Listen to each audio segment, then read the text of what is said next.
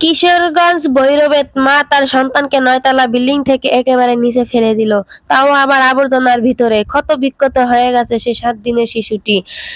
তাও আবার ছিল ১০ তলা বিল্ডিং, ৯ তলায় বসবাস করত সেই ঘাতক মা। যেই মায়ের কাছে সন্তান নিরাপদ থাকবে বন্ধুরা, সেই মায়ের কাছে আজকে সন্তান নিরাপদ না। ঘটনাটা ঘটেছে ভৈরব কিশোরগঞ্জ থানা।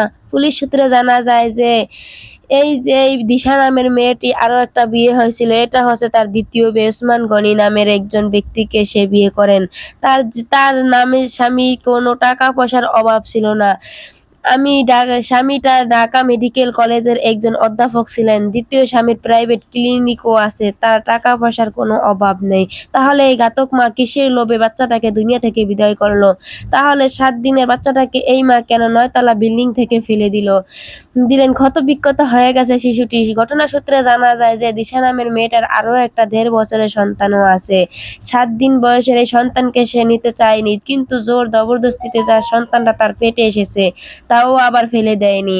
এই ঘটনাটা ঘটে ঈদের পরের দিন বন্ধুরা। তার ডেলিভারি হয়েছিল স্বামী ওসমান গনির মেডিকেলেই।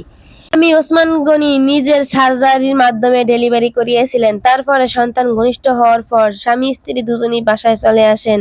দিশা নামের মেয়েটি স্বামীর সাথে সবসময় সন্তানকে নিয়ে ঝগড়া লাগাতো। এ সন্তান রাখবো না, সে কেরিয়ার গড়াবে, সে অনার্সের একজন ছাত্রী, তাই চেয়েছিল নিজের প্রতিষ্ঠিত করতে, গাড়ি-বাড়ি তৈরি করতে। এই সন্তানদের জন্য করতে পারছে না। মেডিকেলে আসার পর থেকে দিশা নামের মেয়েটি বিভিন্ন ধরনের প্ল্যান করতে থাকে ৭ দিনের শিশুটিকে কিভাবে তার হাত থেকে কিভাবে রক্ষা পায় মা। শেষমেশ চিন্তা করলো শিশুটিকে দুনিয়ার মায়া ত্যাগ করে ফেলে দিব, বিল্ডিং থেকে মেরে ফেলবো। তাই তার বান্ধবীকে এবং বাসার কাজের মেয়ে সহ জানালা দিয়ে ফেলে দিল। যেদিন এই ঘটনাটা ঘটবে সেদিন স্বামী ঘরে ঘুমিয়েছিল। তখন কাজের মেয়ে বলেছিল যে বাচ্চাটাকে জানালার ফাঁক দিয়ে ফেলে দাও, ডাস্টবিনের ভিতরে পড়ে যাক। তারপরে কাজের মেয়ে ডাস্টবিনের ভিতরে ফেলে দিল ৯ তলা থেকে জানালার ফাঁক দিয়ে। ফাঁসন্ত মা এভাবে কেমনে করতে পারলো? পরবর্তীতে স্বামী তাদের ৩ জনের নামে মামলা দেয়। সেই মামলায় ৩ জনকে আটক করা হয়। স্বামীকেও আটক করা হয় পুলিশ। সে ঘাতক মাকে নিজে জানালো যে আমি প্রতিষ্ঠিত হওয়ার জন্য আমার সন্তানকে আমি মেরে ফেলেছি, দুনিয়ার মায়া ত্যাগ করাইছি। বন্ধুরা, এই ঘটনাটা শুনে আমার অনেক কষ্ট লাগছে, আমার খুবই কষ্ট লাগছে। এতে মায়ের কাছে যদি সন্তান নিরাপদ না থাকে, কার কাছে থাকবে বলেন তো?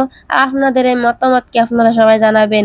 কিভাবে পারলো? মার কিসের অভাব ছিল যে বাচ্চাটাকে ফেলে দিবে? মাকে জিজ্ঞেস করছিল পুলিশ, আপনি কিসের অভাবে ফেলে দিছেন? মা বলছে আমার নিজের কেরিয়ার আমি নিজে গড়াবো, নিজে বাড়ি করবো, গাড়ি করবো।